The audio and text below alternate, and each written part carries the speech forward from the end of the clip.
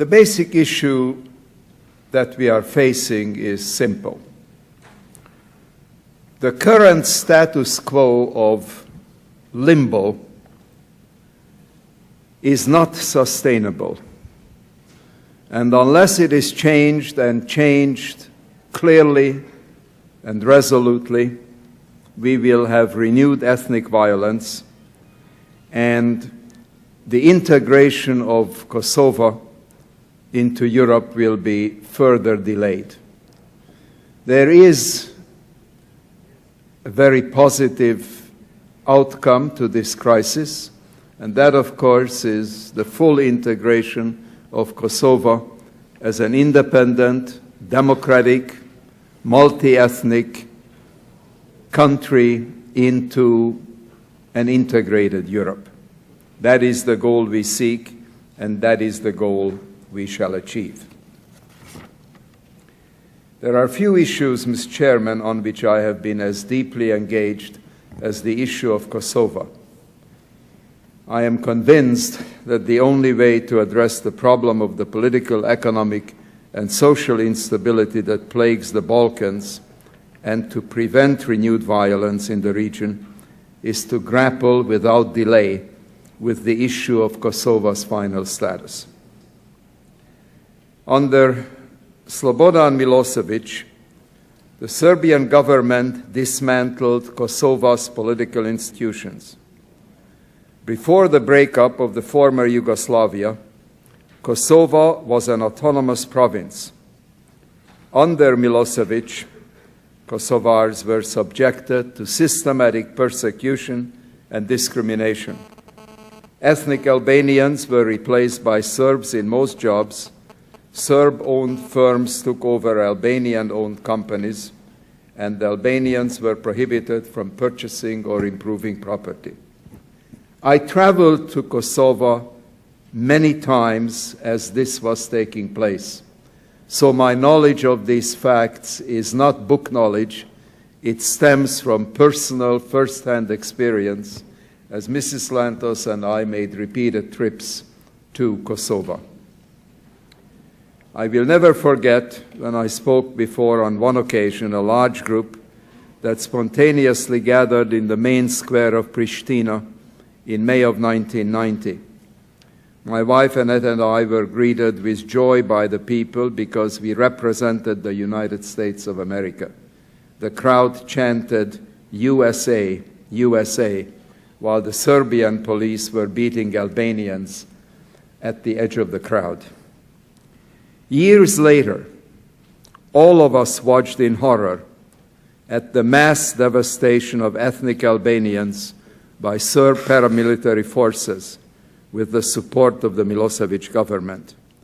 Kosovars were killed, their homes were burned and pillaged, and hundreds of thousands were made homeless. All of us remember the scenes on CNN in 1999 as Albanians were forced out of their homeland. We watched old ladies with babies in their arms and pregnant women forced across the borders. It was one of the most horrific sights I witnessed since the Holocaust.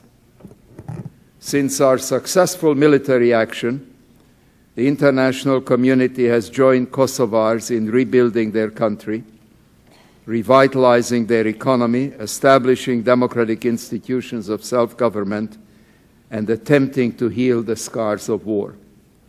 Currently, Kosovo remains a United Nations protectorate, but further progress is hindered by the uncertainty about its final political status.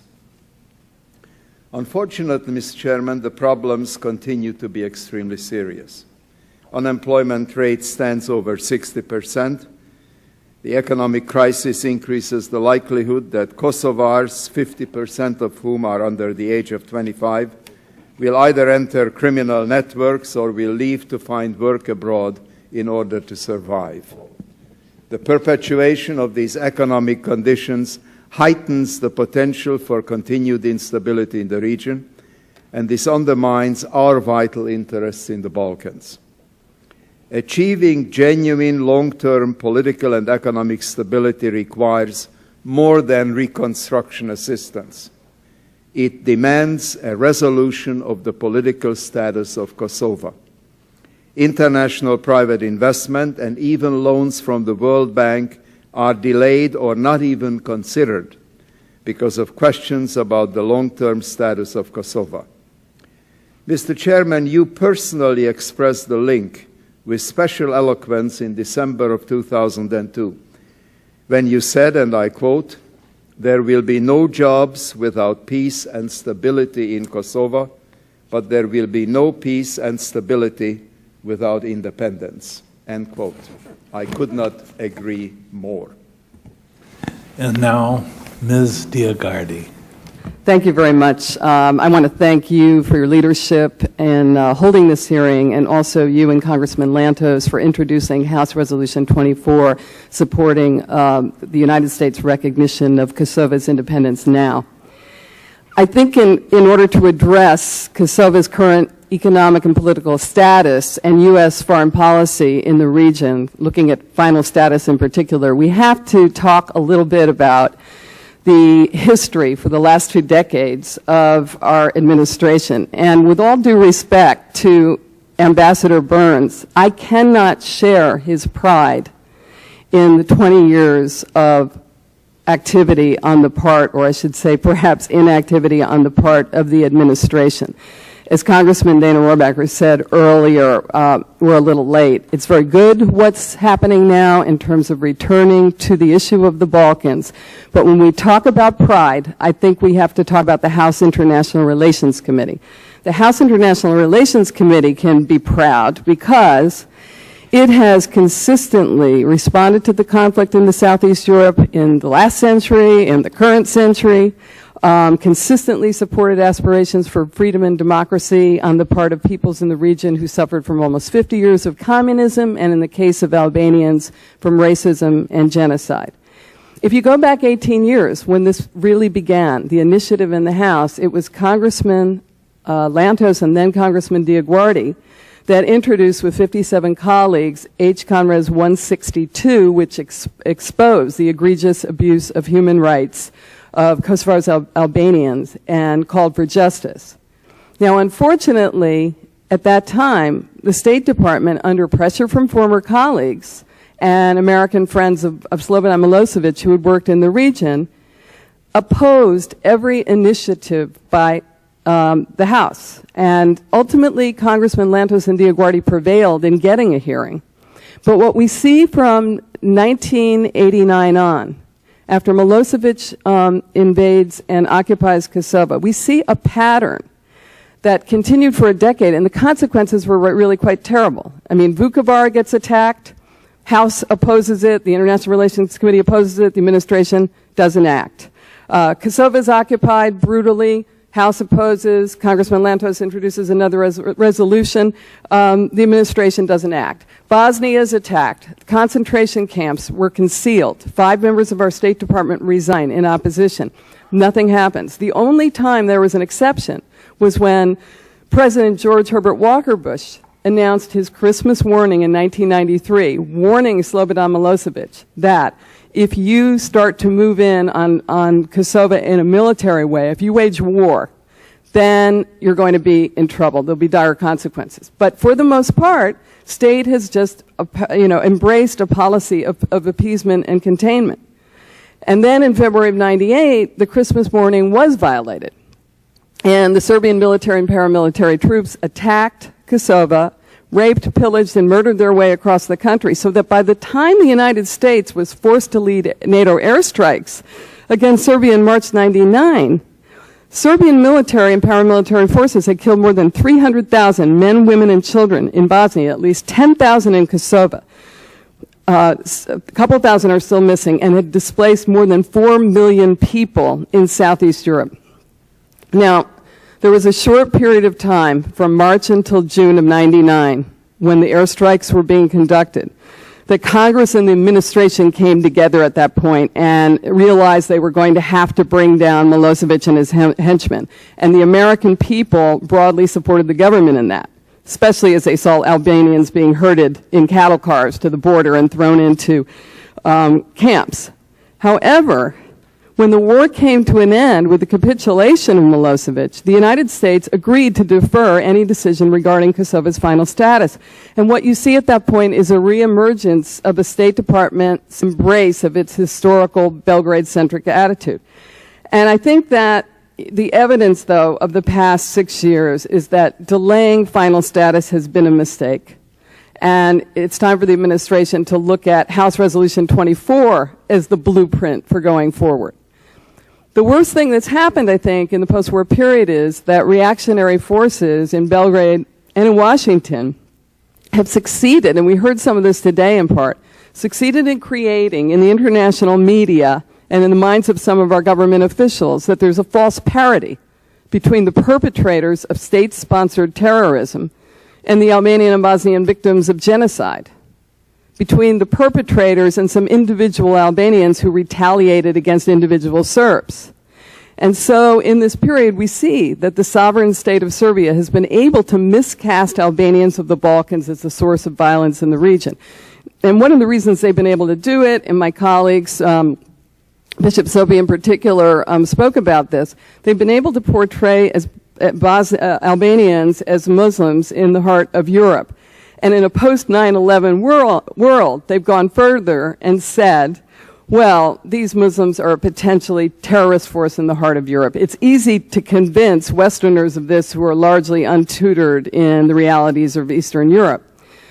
So Belgrade's efforts to portray Kosovar Albanians as unworthy of their right to freedom then came to a culmination with the tragic events of March 2004. I won't go into that. Other members of this panel already have. I only want to say two things. 19 people died, yes, but 11 of those 19 were Albanians. 8 were Serbs. And, it's a tragedy, but it wasn't orchestrated. And in my opinion, the world should be surprised not that there was any violence in Kosova in 6 years, but that there's been so little, with 70% of the population under the age of 30, more than 60% unemployed. In the post-war period, and notably after March 2004, it again has only been the House International Relations Committee that grasped the danger of delaying Kosovo's final status and keeping it on life support. And as we all know, you and Congressman Lantos introduced House Resolution 28, then 24, and you did it, in my opinion, and I think it's important for people to realize this, not just because you're interested in respecting the dignity of Kosovars and the human rights of all peoples. You also did it, and this is what our administration has to know, because you realized it was in the vital interest of the United States. And I'll summarize my testimony totally. Vital interest not to create a seeming contradiction between calling for free and fair elections and democracy in Iraq and Ukraine, on the one hand, and then denying the democratic process in Kosova, something about which Congressman Rohrabacher has spoken so eloquently. It's in the vital interest of the United States to have a progressive Muslim Albanian majority in the heart of Europe. It's in the vital interest of the United States that Albanians are the most pro-American, pro-Western ethnic group in Southeast Europe and maybe in all of Europe. When America was attacked on 9/11, many countries danced in the streets, while Kosovar Albanians lit candles, had vigils, and said, "We are with you." It's in the vital interest of the United States to provide genuine support for the democratization of all societies emerging from communism and ultranationalism. And this means that it must come to grips with the fact that U.S. policy in the past 15 years has failed to denazify and democratize Serbia. It's not enough simply to pick up Mladic and Karadzic to come to grips with the situation in which Serbia continues to be a quasi-mafia state that destabilizes its neighbors, and Serbs are being hurt by that. They have historically. I know there are improvements, but there are a lot of Serbs that have been held hostage, along with the Kosovar Serbs. And my last statement would be that it is the Kosovar Serbs that need to be at the negotiating table in the fall with Kosovar Albanians, not Belgrade. Thank you very much, Mr. Chairman. Thank you very much, Mrs. DioGuardi. Mr. Rohrabacher.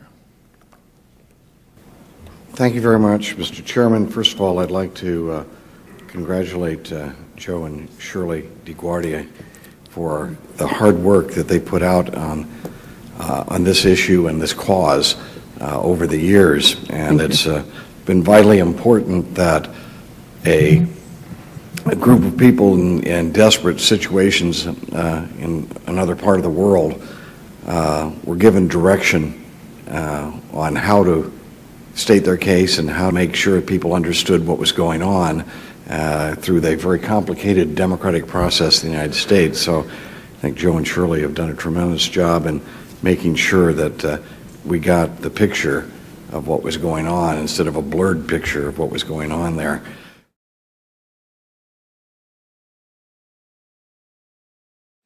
The New York Times called this a power-sharing agreement. What it doesn't do is satisfy the people most affected, and that is the people of northern Kosovo. As long as there is a clash of identities and a deep distrust born of centuries of conflict, there is a likelihood of more trouble. Negotiations between governments can lead to compromise, but they can also heighten tensions when core values are at stake. Perhaps it is time to consult the people living in the disputed areas and see what they want to do.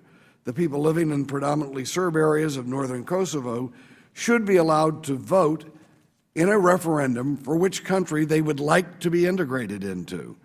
The parallel referendum should be held in predominantly Albanian areas in southern Serbia and surrounding areas, giving them the same choice. And that is an American concept, that the people of certain areas have rights to self-determination through the ballot box. But I don't think anyone will be surprised by the outcome if there was such a vote. The borders of both Serbia and Kosovo could be adjusted in accordance with the desires of the people who are living within those borders. Territory of about equal size could be exchanged to establish a new equilibrium in the region. The result would be two much more unified countries without the constraint and irritation of trying to rule over unhappy minorities who are looking across the border for help and sparking disputes. So I would be interested to hear from our panelists why such a democratic process would not be welcome, and what is truly the way to normalize relations between Serbia and Kosovo. Mr. Chairman, first of all, thank you for giving me the opportunity to testify. I will be submitting my testimony for the record and summarizing it here. I would also like to take this opportunity to append to my testimony a recent article in the Eurasia Review by Fatun Bislimi entitled, "The Politics of Compromise is Compromising Kosovo's Future." That will be, with no objections, that will be attached to your testimony. Thank you. I want to note that it is primarily in this hearing room among all the governmental bodies in the West that the hard questions about the Balkan conflict have been asked over the past 2 decades. Under former Chairman Gilman, Hyde, Lantos, the serious effort was made to reveal and explore the realities on the ground in South Central Europe during Serbian dictator Slobodan Milosevic's brutal 10-year occupation of Kosova and genocidal march across the Balkans that ultimately claimed 200,000 lives and left 4 million displaced. It was here that the vote was cast to support NATO airstrikes against Serbia, which finally brought the Kosovo War to an end in 1999 and ended the Balkan Wars of the 1990s. Mr. Chairman, in my opinion, it cannot be more timely to have this particular hearing now in your subcommittee, raising questions about the resolution of the Balkan conflict just days after Catherine Ashton, the European Union's High Representative, has proclaimed a successful outcome to 10 rounds of talks between Belgrade and Pristina. If the outcome were genuinely successful, this hearing would not be necessary, but unfortunately, in my opinion, the agreement between Serbian Prime Minister Dačić and Prime Minister Thaci is a quick fix, it does not amount to a comprehensive and effective agreement that will bring lasting peace and stability to the region. In my opinion, this will only happen when Serbia recognizes Kosovo's sovereignty and its admission to international institutions, grants equal civil and human rights to the Albanian majority in the Preševa Valley, on a par, I might add, with the rights that are currently enjoyed by Serbs in Kosovo, relinquishes its parallel structures in northern Kosovo, and focuses on the economic and political development of Serbia. Once that happens, Kosovo's government will need to focus on the establishment of a genuine democracy and rule of law, something that it has failed to do because of its lack of sovereignty and the corruption of many of its government officials. The 15-point agreement on April 19 does not, in my opinion, as Catherine Ashton has declared, amount to a step closer to Europe for both Serbia and Kosovo. On the contrary, it will allow Serbia to interfere in the internal affairs of Kosovo. With this agreement, Serbia will be allowed to enter into the membership negotiations with the EU through a false demonstration of neighborly relations with Kosovo, and ultimately to achieve what has always been its primary goal: the denial of Kosovo's sovereignty and the acquisition of northern Kosovo. Now, how have we arrived at this point? It is the result, in my opinion, of three interconnected patterns in the post-war period that still continue 13 years after the war. One, delaying the resolution of Kosovo's final status, its declaration of independence notwithstanding, due to a misguided Western foreign policy approach that has appeasing Serbia as its centerpiece. Two, successive U.S. administrations taking a backseat to Europe when it comes to policy in the Balkans. And three, Belgrade's efforts to destabilize Kosovo with the goal of making the de facto partition of northern Kosovo a legal de jure reality. We had a different chance at war's end. The Clinton administration and the EU could have recognized Kosovo's inevitable independence, informed Belgrade that it had forfeited its legitimacy to govern Kosovo, and set Serbia on a path to democratization. But as we know, this isn't what happened. Kosovo became a protectorate of the UN, and even today, because a large number of member states in the UN General Assembly have not recognized Kosovo's sovereignty, and especially because 5 member states in the EU, Spain, Cyprus, Greece, Romania, and Slovakia, still refuse to do so, Kosovo's political, economic, and social progress, like Bosnia, has been stymied. For the past 15 years, or 13 years, I should say, almost 14, we have witnessed a foreign policy in the U.S. State Department that, instead of being prevention-oriented and making human rights the centerpiece, it instead has constructed policy frameworks to delay the resolution of Kosovo's final status and admission to the EU, NATO, UN, and other international institutions. I don't believe that it serves the United States to continue to distance itself from the resolution of the Balkan conflict by deeming it Europe's problem. Contrary to what our State Department has said today, whenever the United States has taken a backseat to Europe, and I still believe it has, the situation in the region has deteriorated because the EU's diverse 27 member states have not been able to coalesce around a common foreign policy apart from America's political and military leadership that has been true for over a decade.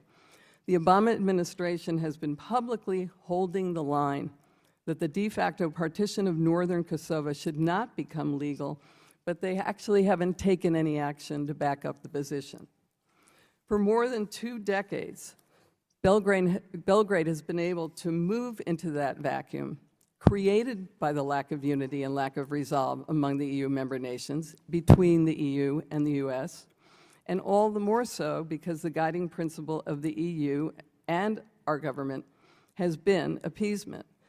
Belgrade's goal has always been to achieve its expansionist aims in Kosova diplomatically by legalizing the partition of northern Kosova, just as it achieved its expansionist aims in Bosnia by force, when at the end of the Bosnian War in 1995, it was awarded with the artificially created Republika Srpska. Ever since the war ended in June '99, there's been an effort to destabilize the North.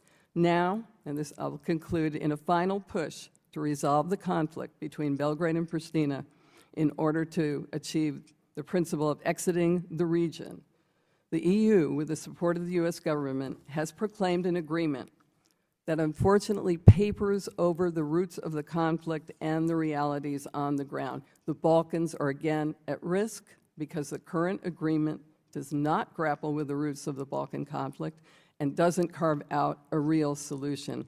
I think the time has come to ask all parties, the U.S. government, the EU, Serbia, what do they really want? Will Belgrade struggle to retain Kosovo at all costs?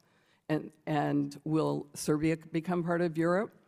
The current accord enables Belgrade to enter into membership talks with the EU, but without dismantling the structures in northern Kosovo, without recognizing Kosovo's sovereignty, without acknowledging Kosovo's right to enter bodies. Will the U.S. and the EU decide what they really want? A whole divided, undivided, peaceful, democratic, and prosperous EU? Or a periphery of failed aid-dependent societies that saddle it with economic and law enforcement responsibilities? To prevent a costly and potentially deadly conflict going forward, the West will have to rethink its diplomatic strategy. We need a new paradigm for how we handle foreign policy in the Balkans and elsewhere. Again, one that emphasizes conflict prevention and human rights, not stability at all costs. Thank you.